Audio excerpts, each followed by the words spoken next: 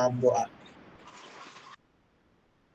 Kami bersyukur Tuhan pada kesempatan malam hari ini kami boleh kembali berkumpul untuk mempersiapkan diri kami mengajar anak-anak-Mu di kelas Immanuel dan juga kebaktian remaja pada bulan November yang akan datang.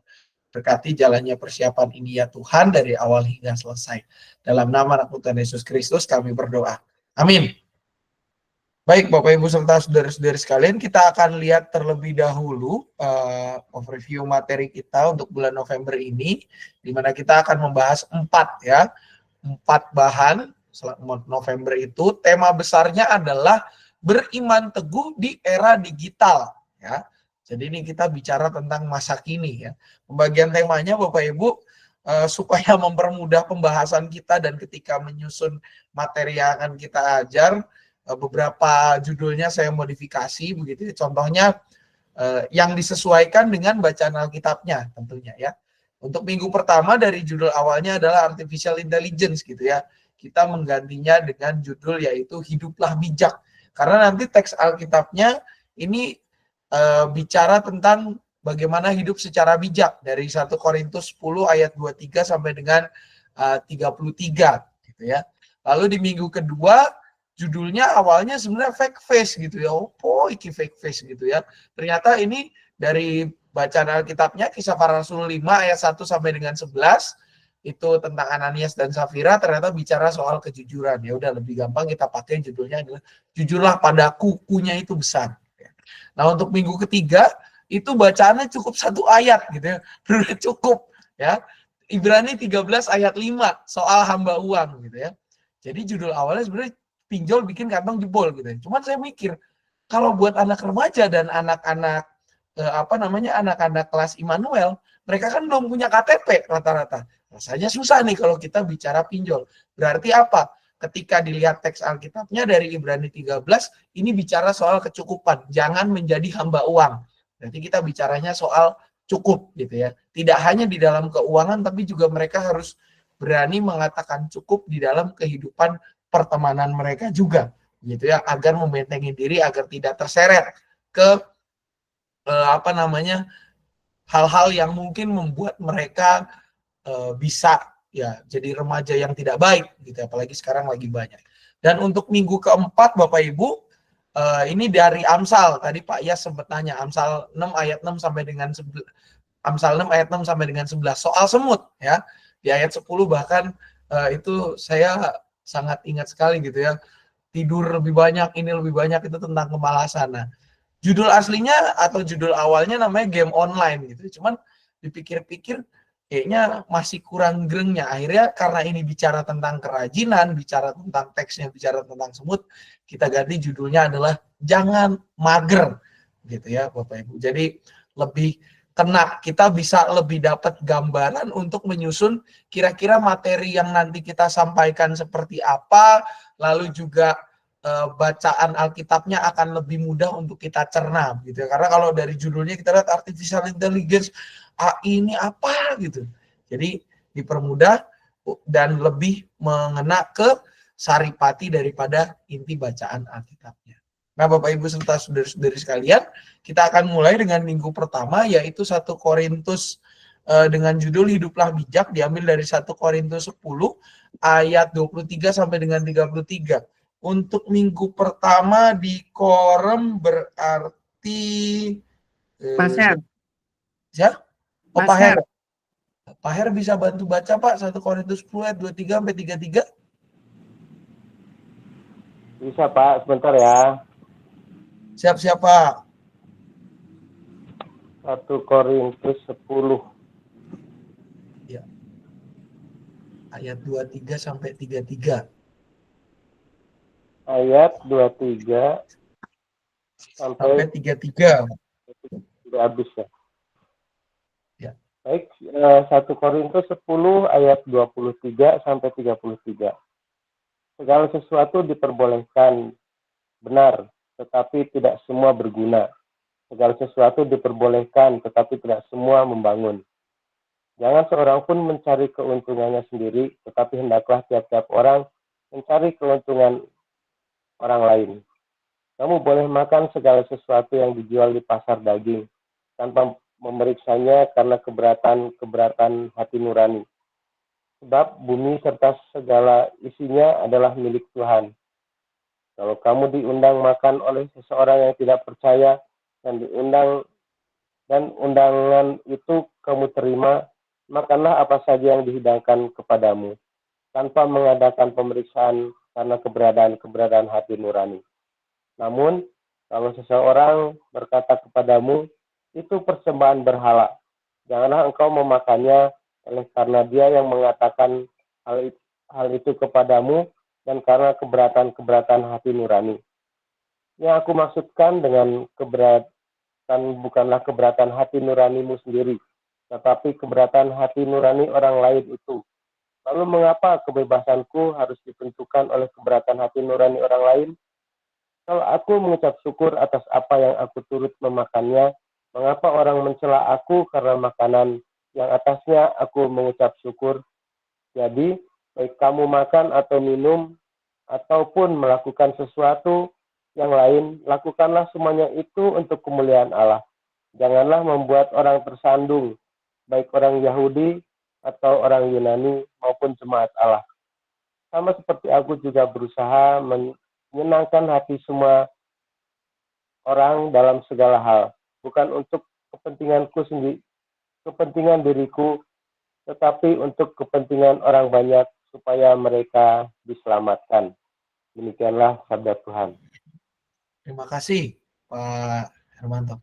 Baik Bapak Ibu serta saudara-saudari sekalian, kalau kita melihat bacaan Alkitab ini, maka ini adalah tanggapan praktis ya, bahwa kalau surat-surat itu kan sebenarnya korespondensi antara Paulus atau para rasul dengan jemaat-jemaat yang dilayani.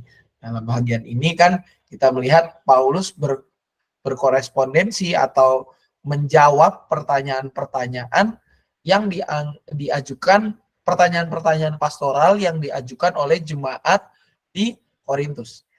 Nah, apa yang menjadi concern-nya gitu ya? Concern-nya adalah soal makanan gitu ya. Boleh nggak sih memakan makanan yang yang dijual di pasar terbuka, apalagi kota Korintus itu kan dikenal memang selain kota metropolitan, tapi dia juga menjadi pusat penyembahan dewa-dewi Yunani. Kuilnya banyak sekali di situ, Bapak Ibu.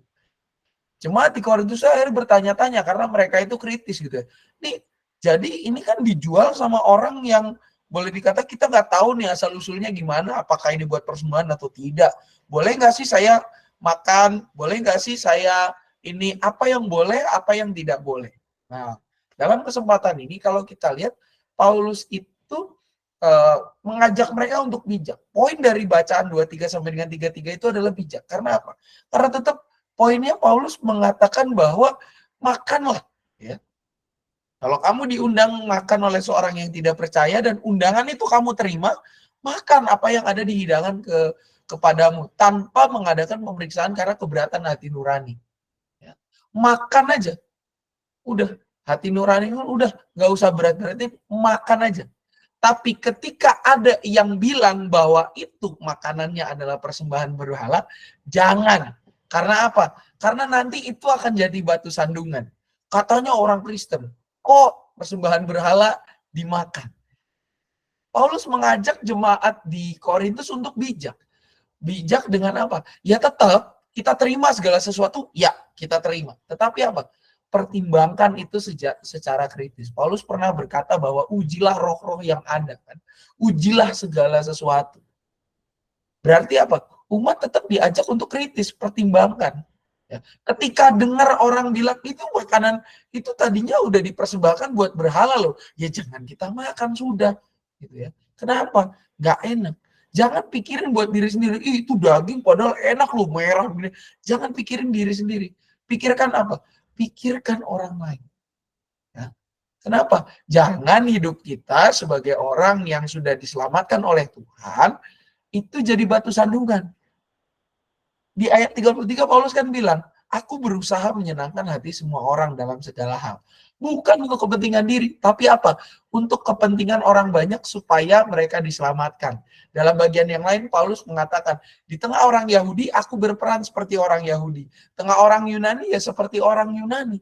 menyesuaikan diri. Tetapi apa? Intinya satu, bahwa firman Tuhan harus tetap disuarakan lewat keberadaan kita. Ya. Harus kita itu bijak memaknai situasi dan di mana kita berada. Tetap kita itu kritis, karena bijak itu bukan hanya sekedar diam. Iya, kita menerima, betul kita menerima. Tetapi apa? Apa yang kita terima itu pertimbangkan secara kritis. Jangan asal terima. Ya. Kalau makanan itu sudah dijadikan persembahan, jangan kamu makan. Nanti kamu disangka sama orang lain. Ih, katanya Kristen tetap aja makan yang seperti itu. Jangan. Jadi harus kita tetap kritis, dan bagian ini mengingatkan kepada jemaat di Korintus untuk tetap kritis dalam kehidupan mereka. Kita jaga hubungan baik, betul jaga hubungan baik, terima. Tapi apa? Jangan karena alasan hubungan baik kita jadi kehilangan kritisisme kita. Tetap kita harus kritis melihat segala sesuatu. Nah, apa yang mau dijadikan tekanan dan kita ajarkan kepada anak-anak? Nah, karena temanya juga ini beriman teguh di tengah perkembangan zaman gitu ya, di tengah kemajuan, beriman di era digital, maka situasi kita yang dihadapi oleh anak-anak juga mungkin sebagian dari kita mengalami adalah bahwa kemajuan penggunaan teknologi ini mempermudah. Ya betul, mempermudah kehidupan. Tapi apa? Di sisi lain, kalau kita nggak bijak, kita akan terlena. Selalu saya berapa kali ngomong, kita ini semakin ke sini Bapak Ibu serta saudara-saudari, fenomena untuk apa ya, adversity itu bahasa Indonesianya adalah ketahanan ya, ketahan malangan, kemampuan untuk berada di dalam situasi tertekan.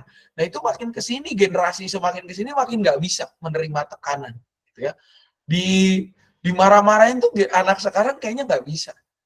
Karena kita mengenal fenomena namanya strawberry generation, indah, enak, dilihat baik, tapi ketika kena sesuatu, ya dia akan rusak, fragile, gitu ya, mudah pecah. Nah, kalau mereka nggak bijak, anak-anak kita nggak bijak dalam penggunaan teknologi, nanti mereka lama-lama akan menjadi budak dari teknologi. Mereka harus menjadi bijak, supaya mereka tidak terlena dengan kemudahan dan bantuan yang ditawarkan oleh kemajuan dan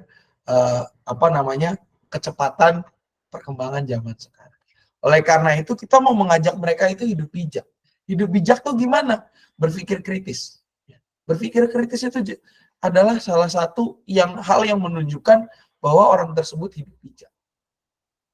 Dalam menggunakan segala kemudahan dan bantuan yang ditawarkan oleh kemajuan teknologi dan informasi, mereka harus bijak.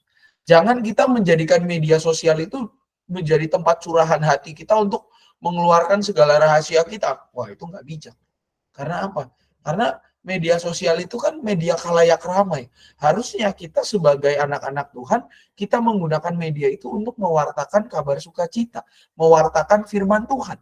Jangan malah kita jadi kayak orang yang mewartakan curhat kita. Gitu. Kalau kegelisahan yang produktif, kritik terhadap sistem atau apa masih bisa diterima. Tapi kalau yang namanya curhat rasanya agak-agak sulit gitu ya. Karena apa? Jadi akhirnya jadi konsumsi publik, padahal curahan hati itu kan bukan konsumsi publik sebenarnya.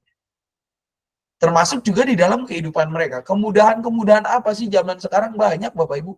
Tidak hanya soal gadget, tapi juga kemudahan untuk bersosialisasi, kemudahan untuk berteman, kemudahan untuk mendapatkan pengaruh.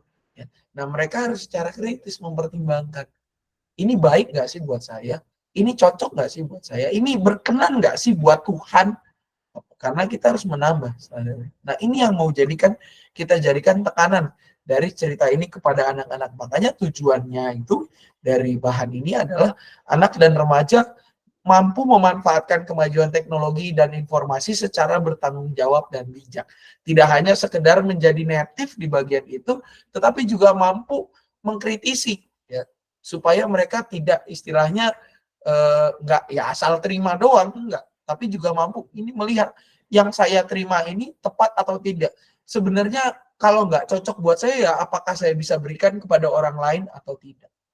Itu materi untuk minggu pertama, Bapak Ibu Saudara-saudari. Barangkali ada yang mau ditanyakan atau ditambahkan, dipersilakan.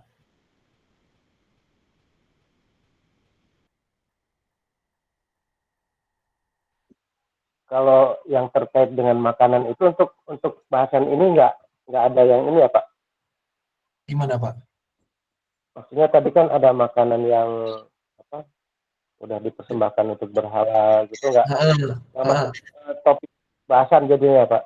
Lebih ke apa namanya? Yang itu kan ibaratnya kayak zaman dulu ya, dan sekarang kan udah jarang-jarang yang terlihat seperti itu. Iya. Nggak terlihat orang yang mempersembahkan makanan untuk segala macamnya, itulah yang Heeh. nah Eh, ini dibahas untuk ini ya Pak, untuk tema minggu ini ya. bisa dibahas buat ini Pak, buat pengantar di awal. Ya, bisa apa namanya? Ada sebuah ini buat pengantar sih Pak. Bisa buat dimasukin pengantar, ada sebuah jargon yang mengatakan begini, you are what you eat gitu ya. Cerminan dirimu itu bergantung pada apa yang kamu makan. Apa sih yang mau dikatakan dari slogan itu? Slogan itu menekankan bahwa yang kita konsumsi tiap hari, yang kita terima tiap hari, itu bisa menentukan perilaku kehidupan kita. Oke. Nah, bisa dijadikan sebagai starter tuh Pak untuk awal masuk. Nanti kan pembahasan Alkitabnya juga soal apa yang kamu makan gitu kan. Bahwa ketika kita menerima sesuatu kita juga harus bijak. Ketika dilihat gitu ini tepat nggak sih buat saya gitu ya. Ketika orang bilang jangan, hati-hati kamu ketika terima pengaruh itu nggak baik loh sebenarnya buat kamu. Ya udah, lebih baik kita stop, jangan kita makan. Gitu sih Pak. Bisa dibahas ke arah situ. Baru nanti ke endingnya nanti kita bisa ngomong soal kemajuan teknologi, bagaimana kita bijak di dalam menyikapi hari-hari yang isu-isu anak-anak remaja biasa hadapi gitu ya. Nggak keren. Nah, gitu-gitu sih Pak. Mungkin Maksudnya lebih ke bukan penyaringan aja kali Pak Sam, ke penyaringan ke BBM, baik, benar, bermanfaat enggak? Oh ya, itu juga Baik, itu untuk BBM baik, benar kita, enggak? Baik enggak? Benar enggak? Bermanfaat enggak? Gitu loh. buat di ending itu bisa sih di Untuk penyaringan mereka gitu. iya, Untuk mengambil keputusannya gitu loh. ya lebih bisa. lebih ke makanan yang berpengaruh ke tubuh gitu ya, misalnya ini nggak baik, ini mau dimakan, ini akan merusak apa gitu gitu aja, bukan Bisa berarti kok yang persembahan gitu gitu kan. bisa sih kalau Kalau buat mau dari pengantar. makanan mungkin Masnya dari 4 sehat 5 sempurna aja. Jadi mesti seimbang, apa-apa juga mesti seimbang. Nggak boleh makan daging terus gitu. Karbohidrat. Kayak Mas Hermanto, jangan makan daging terus. Inilah makanan sehat yang penting ya. Ya, ya Pak. Oke, kalau sudah cukup, terima kasih Pak Her untuk minggu pertama di Immanuel. Siapa ya? Pak. Aman Pak, aman. Aman Pak Puji? Oke, siap. Makasih Pak Her dan Pak Puji. Kita lanjut ke minggu kedua. Untuk minggu kedua diambil dari Kisah Para Rasul 5 ayat 1 sampai dengan 11. Mungkin Mbak Ning bisa tolong membacakan? Bisa, Pak. Silakan, Mbak Ning. Kisah Para Rasul 5 ayat yang pertama sampai yang ke-11. Ananias dan Safira. Ada seorang laki-laki bernama Ananias. Ia bersama istrinya Safira menjual sebidang tanah miliknya. Dengan setahu istrinya, ia menahan sebagian dari hasil penjualan itu dan sebagian lagi dibawa dan diletakkannya di depan kaki para rasul. Namun Petrus berkata, Ananias, mengapa hatimu dikuasai iblis, sehingga engkau mendustai Roh Kudus dan menahan sebagian dari hasil penjualan tanah itu? Selama tanah itu tidak dijual, bukankah itu tetap kepunyaanmu? Dan setelah dijual, bukankah hasilnya itu tetap dalam kuasamu? Mengapa engkau merencanakan perbuatan itu dalam hatimu? Engkau bukan mendustai manusia, tetapi mendustai Allah. Ketika mendengar perkataan itu, rebahlah Ananias dan putuslah nyawanya. Semua orang yang mendengar hal itu menjadi sangat ketakutan. Lalu beberapa orang muda datang mengafani mayat itu, mengusungnya keluar dan pergi menguburnya. Kira-kira 3 jam kemudian, masuklah istri Ananias. Tetapi ia tidak tahu apa yang telah terjadi. Kata Petrus kepadanya, "Katakanlah kepadaku, dengan harga sekiankah tanah itu kamu jual?" Jawab perempuan itu, "Betul sekali." Kata Petrus, "Mengapa kamu berdua bersepakat untuk mencobai roh Tuhan? Lihatlah, orang-orang yang baru mengubur suamimu berdiri di depan pintu, dan mereka akan mengusung engkau juga keluar." Lalu rebahlah perempuan itu seketika itu juga di depan kaki Petrus, dan putuslah nyawanya. Ketika orang-orang muda itu masuk, mereka mendapati dia sudah meninggal. Lalu mereka mengusungnya keluar dan menguburnya di samping suaminya. Seluruh jemaat dan semua orang yang mendengar hal itu menjadi sangat ketakutan. Demikianlah firman Tuhan. Makasih, Mbak Ning. Baik, Bapak Ibu Saudara-saudari, ini kisah yang mungkin sudah sering kita dengar, kita bahas dan bicara soal kejujuran kepada Tuhan. Nah, kalau kita perhatikan konteksnya Bapak Ibu serta saudara-saudari, ini kan masih bicara tentang kehidupan jemaat perdana ya. Dimana kalau kita ingat kehidupan jemaat perdana itu referensinya kalau kita lihat dalam Kisah Para Rasul 2 ayat 41 sampai dengan 47, mereka itu kan punya sebuah gaya hidup berkomunitas ya. Berkomune, berkumpul, bahwa segala sesuatu adalah milik bersama ya. Mereka menjual harta miliknya lalu membawanya kepada rasul-rasul dan rasul-rasul itu membagi-bagikannya untuk mereka, dari kita untuk bersama-sama. Gaya hidup komune, gaya hidup berkomuni, berkumpul menjadi sebuah komunitas begitu ya. Nah, di dalam bagian ini kalau kita lihat Ananias dan Safira itu kan memiliki sebidang tanah. Dia menjual tanah mereka itu dan hasil dari tanah yang dijual itu dipersembahkan kepada para rasul. Tujuannya adalah untuk pelayanan diakonia, pelayanan yang menunjang kehidupan bersama, gitu ya. Nah, tapi kalau kita lihat sebelum mereka mempersembahkan itu mereka menahan sebagian, gitu ya. Menahan sebagian. Bilangnya harganya, misalkan harga itu dijual 10.000 lakunya tanah itu. Ternyata 5.000 disimpan oleh Ananias dan Safira, pergi bawa persembahan bilangnya 5.000 harga jual tanahnya. Ya. Menggelapkan sebagian. Ya. Bilangnya kepada Rasul adalah apa? Ini semuanya. Ya. Apakah ini adalah semuanya? Iya, ini semuanya. Begitu ya, kalau di dalam PB1 bahkan itu diskusinya kayak drama diskusinya tuh cukup jelas gitu ya. Nah, bilangnya itu semua. Nah, dampaknya apa? Dampaknya Bapak Ibu Saudara-saudari, karena pada saat itu Ananias dan Safira istrinya itu bersepakat untuk mendustai Allah, di mana para rasul itu kan menjadi wakil Allah. Kalau kita ingat ketika Tuhan Yesus mengatakan kepada para rasul gitu, para muridnya kan, terimalah Roh Kudus. Jikalau engkau menyatakan dosa orang tetap ada, dosanya tetap ada. Nah, itu mereka kan sudah memiliki dalam tanda kutip dilibatkan dalam rencana pekerjaan Allah. Ya.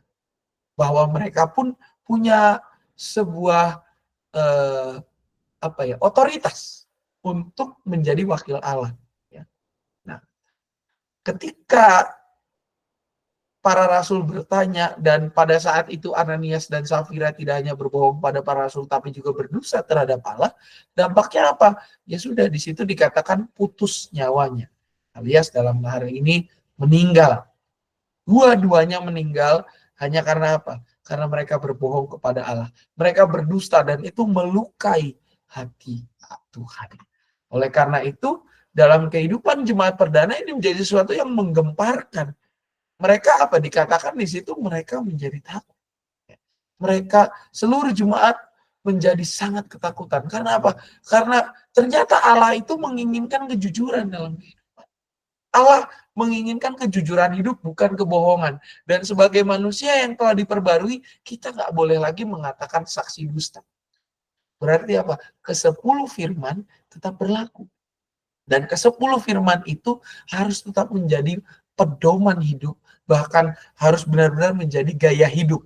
Bukan sekedar dipatuhi, tapi juga dilakukan dan menjadi style of life di dalam keseharian umat yang percaya kepada Tuhan. Para hamba-hambanya yang menjadi pelayan. Nah, apa yang mau kita ajarkan kepada anak-anak? Kalau kita lihat Bapak Ibu Saudara-saudari sudah menjadi rahasia umum.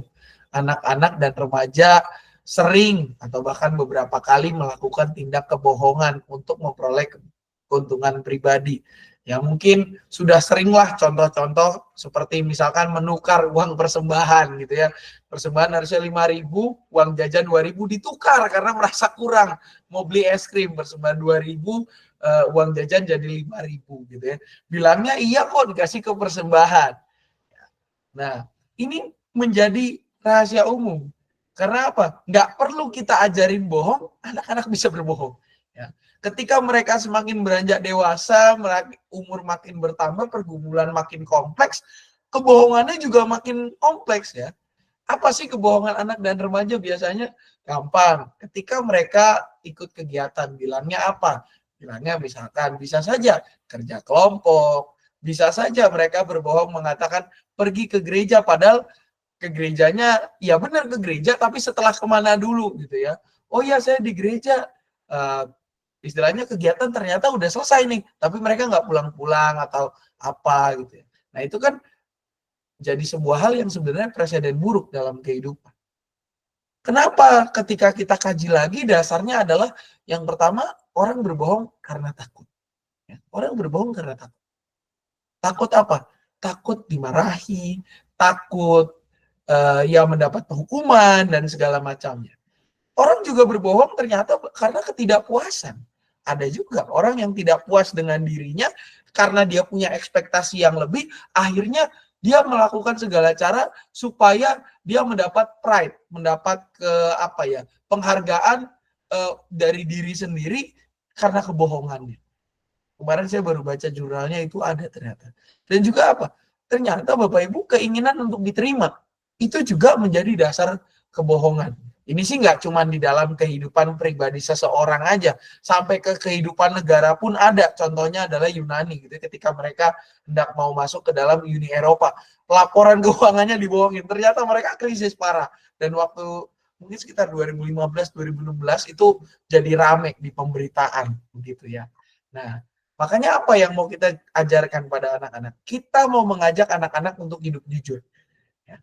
Lebih baik kita hidup jujur dalam keseharian. Karena apa? Kalau kita membuat kebohongan, maka kita akan membuat kebohongan yang lain. Ya. Dan kebohongan itu tidak hanya mengecewakan, tapi juga apa? Nggak berkenan bagi Allah. Kita bisa lihat dalam kehidupan Ananias dan Safira. Zaman sekarang memang mungkin matinya tidak seperti itu. Karena yang namanya mati itu banyak. Mati relasi. Ya. Nggak dipercaya sama orang, mati relasi. Ya mau apa? Apalagi nggak dipercaya sama Tuhan, ya udah selesai kehidupan.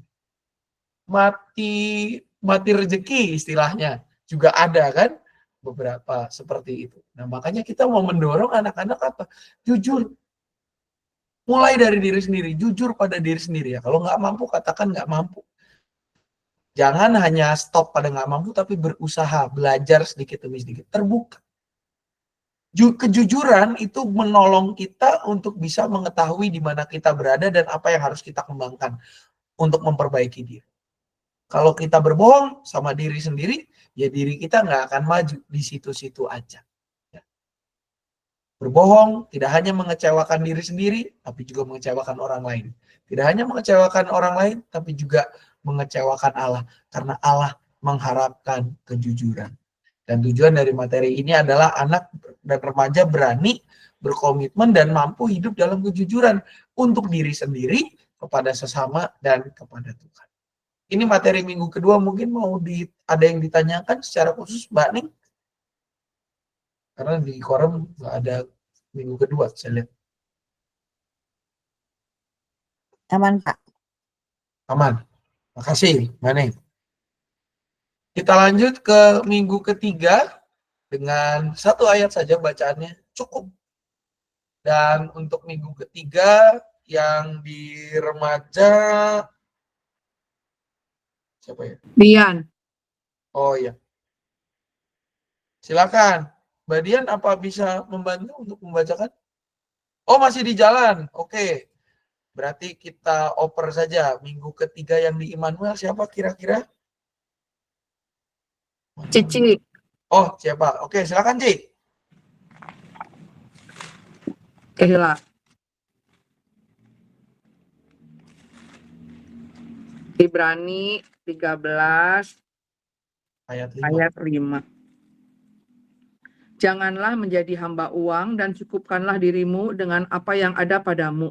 Karena Allah telah berfirman, aku sekali-kali tidak akan mengabaikan engkau dan aku sekali-kali tidak akan meninggalkan engkau.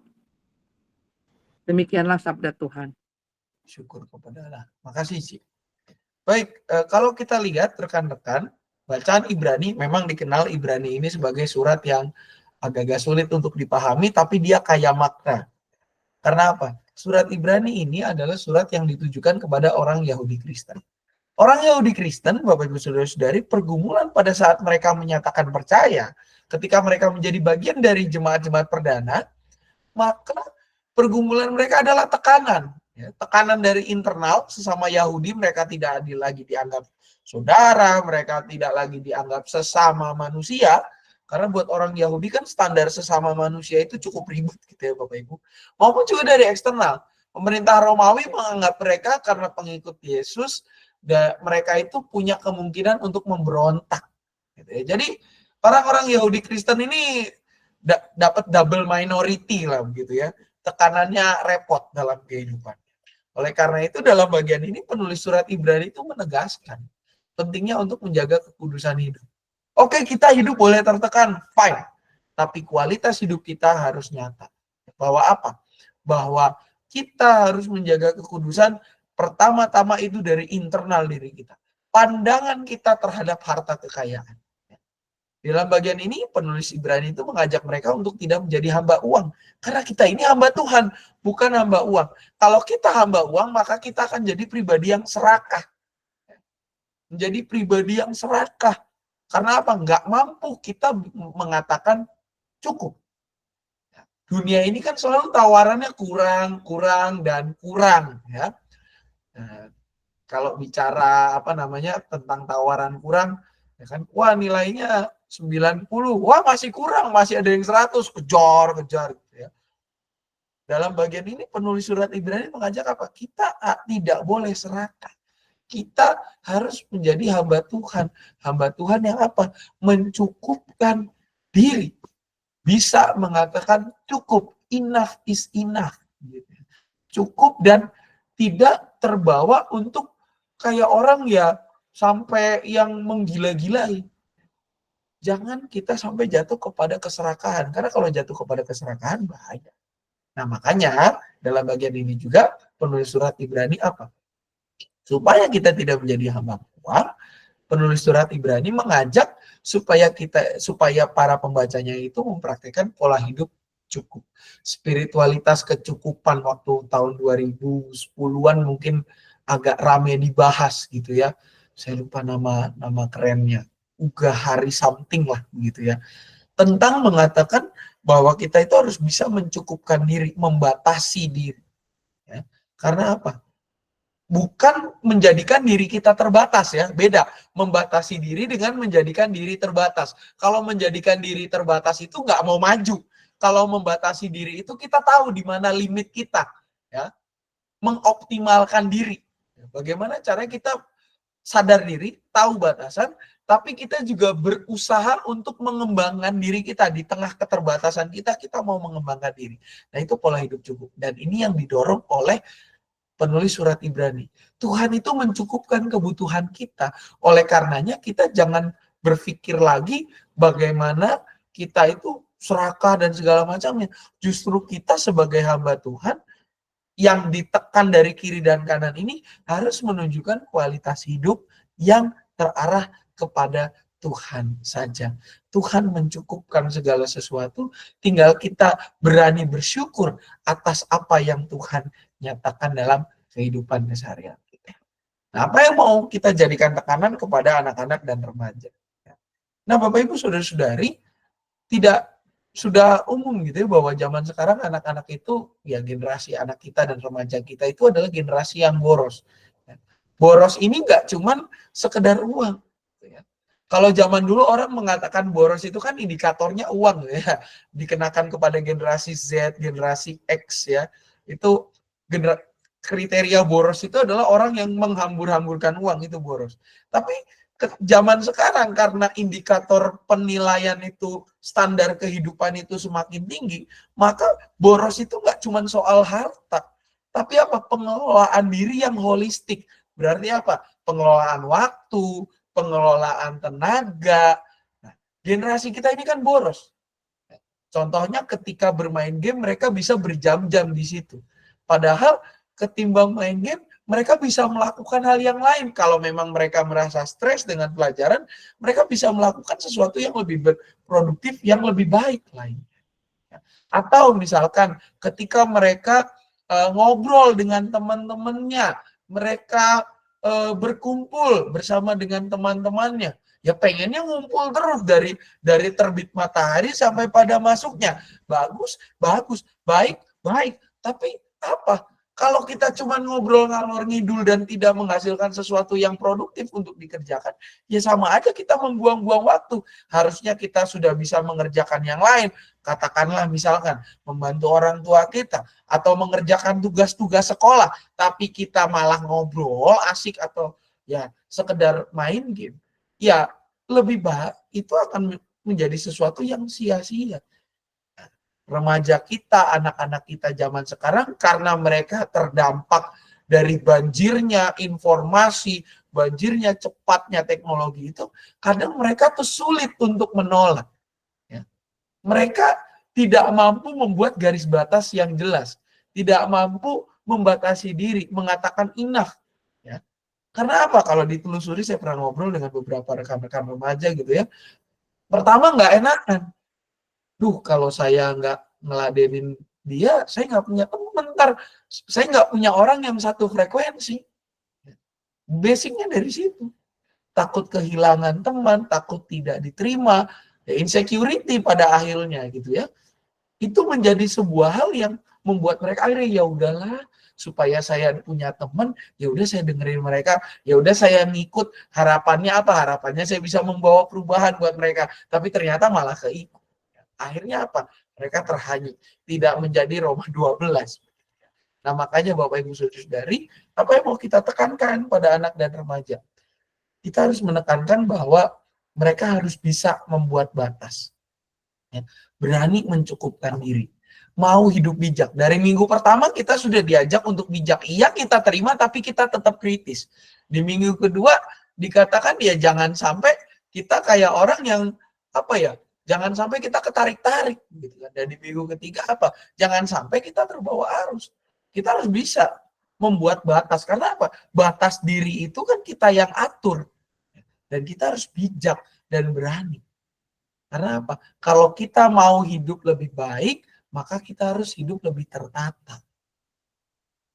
Kita harus bisa membatasi diri. Jangan ya kita membuang waktu buat sia-sia. Ngobrol dengan teman, bagus, baik. Tapi kalau kebablasan dari jam 6 pagi sampai jam 6 sore, ya apa gunanya? Kerjaan-kerjaan lain akhirnya terbengkalai.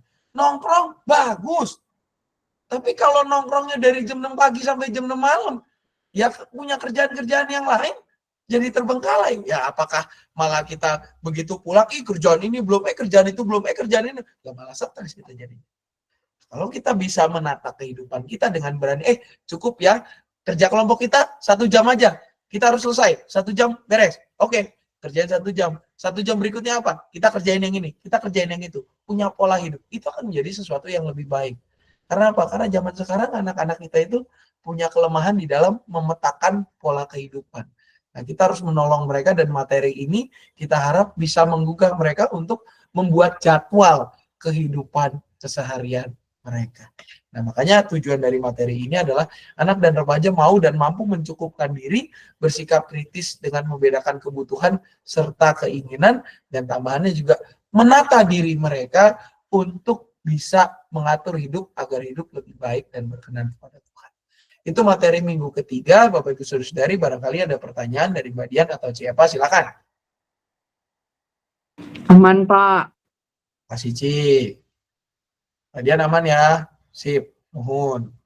Oke, akhirnya last but not least, minggu keempat dengan tema jangan mager, karena tadi yang Immanuel berarti sekarang gantian yang remaja. Pak Yas ya, minggu keempat di remaja. Iya, Pak Yas. Oke, silakan Pak Yas. Tadi soalnya udah nanya bacaannya dari mana, Amsal. Pak, Silakan Pak.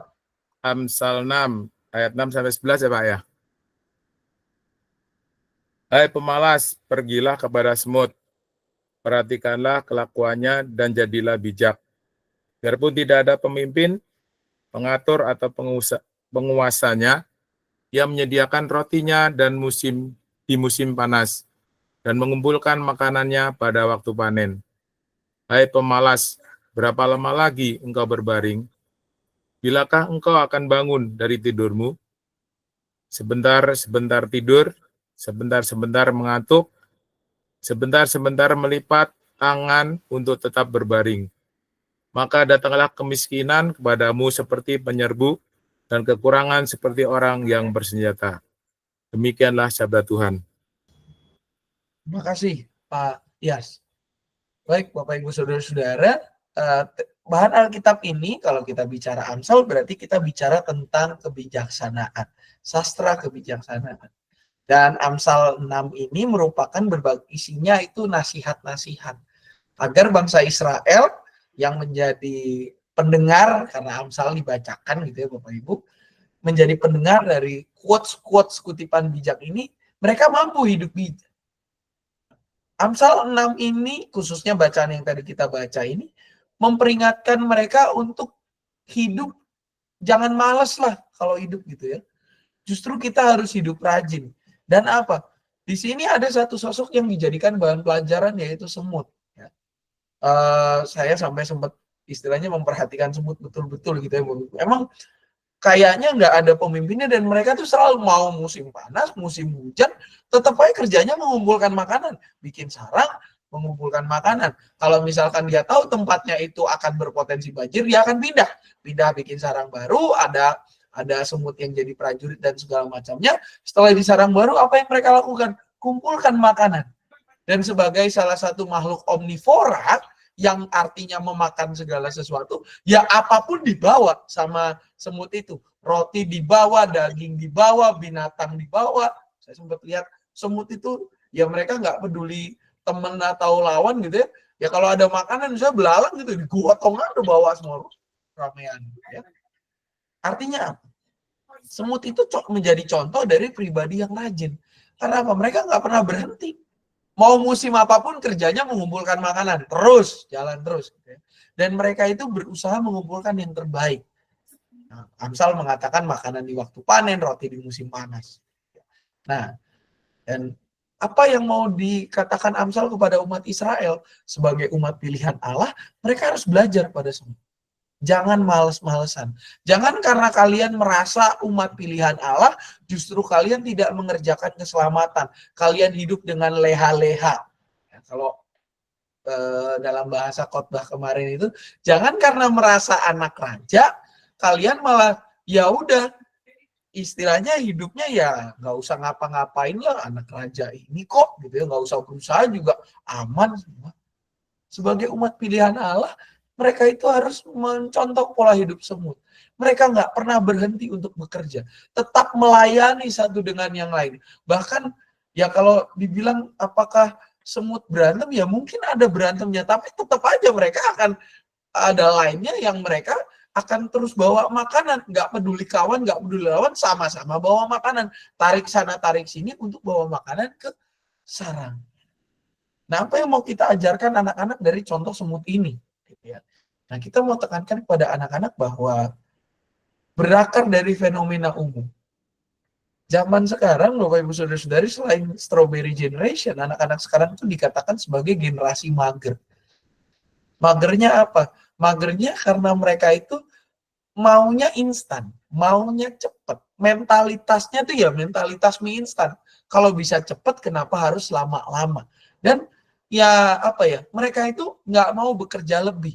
Ya kalau misalkan job desk-nya disuruh angkat galon dari TU ke Pastori misalnya, ya udah dari TU ke Pastori selesai, nggak mau mikir lagi tuh yang lain. Kira-kira habis ini ada kerjaan apa lagi ya? Apa yang bisa saya kembangkan ya setelah daripada ini? Gitu ya. Ya memang ini menjadi apa ya?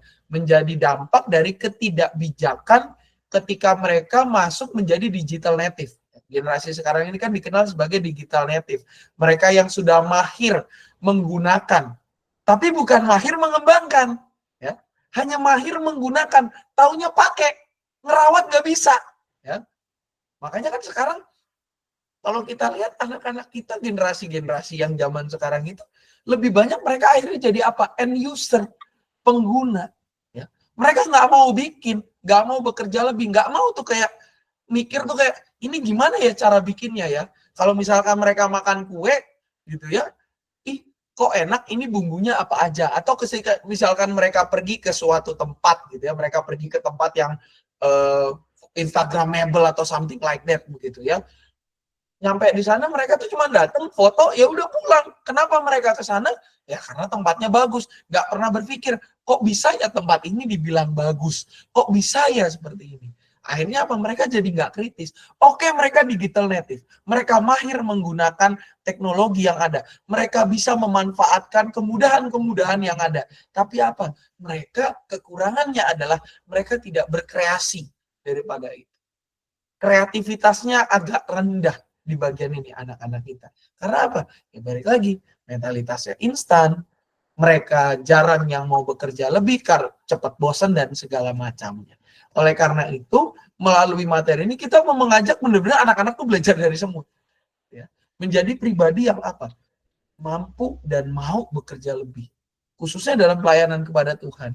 Tidak melihat apa yang mereka lakukan di gereja itu sebagai sebuah keharusan. Tapi itu adalah panggilan hidup mereka.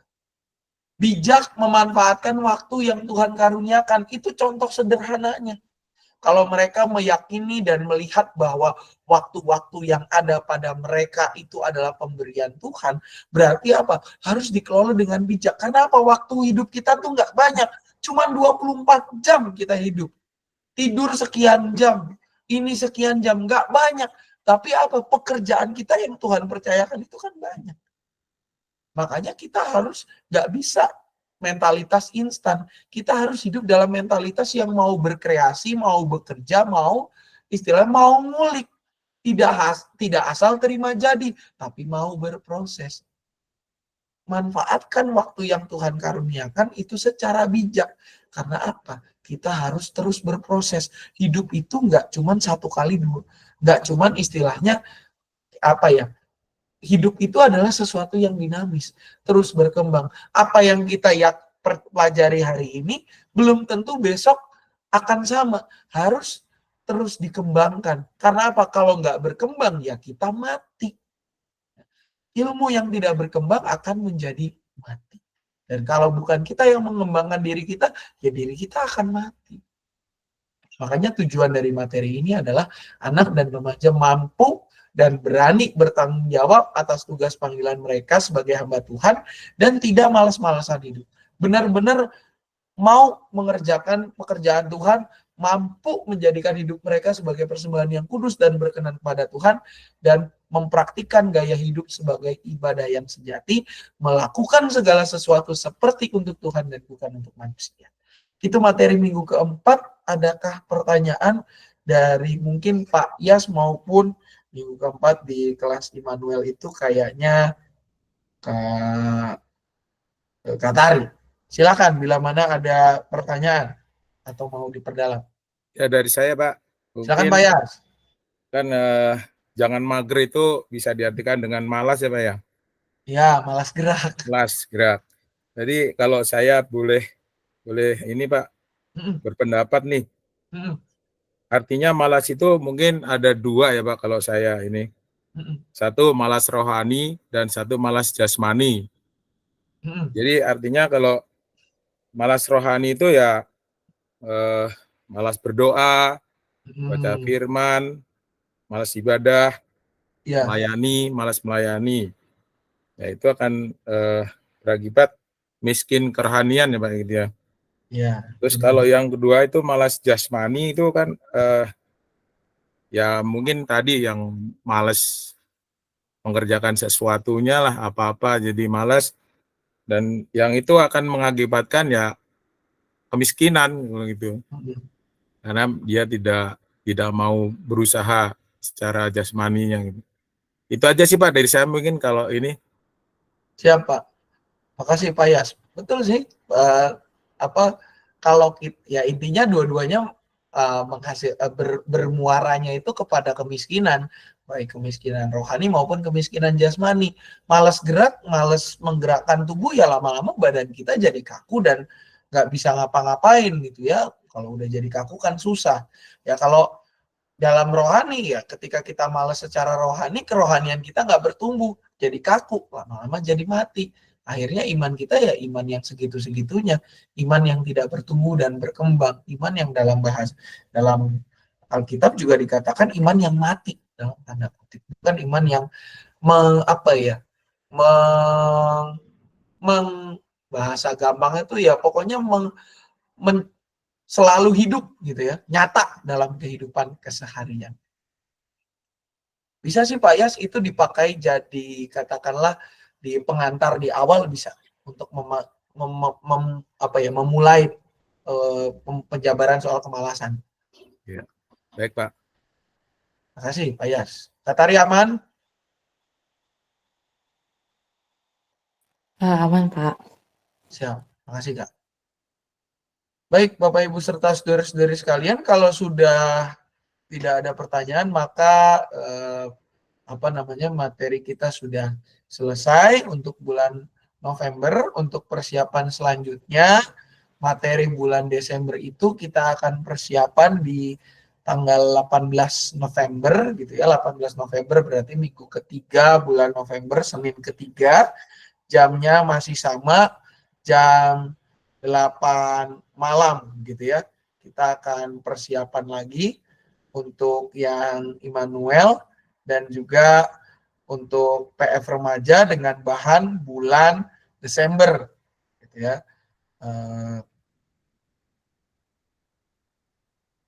Bahan Desember berarti kurang lebih sekitar 5 minggu gitu ya Bapak Ibu. 18 November kita akan persiapan lagi dan masih secara online, jamnya sama jam 8 malam. Pak, maaf Pak, kan Ya, Cik, di akhir silakan. November itu udah Kristus Raja, mungkin perlu juga anak-anak diingatkan. Ya, Ada Kristus Raja udah mau Advent di minggu pertama Desember gitu, diingetin. Bisa juga tuh Cik masuk, apalagi supaya semakin rajin.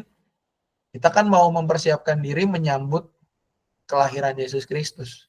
Bisa tuh, karena kan temanya minggu keempat soal kemalasan tadi, belajar kepada semut. Mungkin bisa diingatkan aja kalau ada Kristus Raja yang minggu keempat dikasih diingetin. Iya. Minggu keempat. Baik, Cik.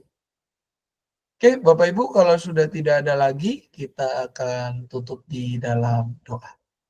Mari kita berdoa. Kami bersyukur Tuhan pada kesempatan malam hari ini kami boleh menyelesaikan persiapan kami dari awal hingga selesai. Biarlah ya Tuhan apa yang kami perbincangkan boleh kami perdalam, boleh kami semakin pahami agar ketika pada waktunya kami akan memaparkannya kepada anak-anak maupun kepada para remaja, apa yang kami paparkan ini hanya seturut dengan kehendak-Mu saja. Jika sebentar kami akan berpisah, melanjutkan kehidupan kami ya Tuhan, berkati agar hidup kami hanya berkenan kepadamu saja. Biarlah apa yang kami lakukan, kami pikirkan, kami kerjakan segala sesuatunya hanya untuk kemuliaan nama-Mu semata. Dalam nama anak Tuhan Yesus Kristus kami berdoa. Amin. Selamat malam Bapak Ibu serta saudara. Selamat malam, makasih. Amin, selamat malam. Berkati. Selamat malam. Istirahat. Bapak Ibu semuanya. Amin.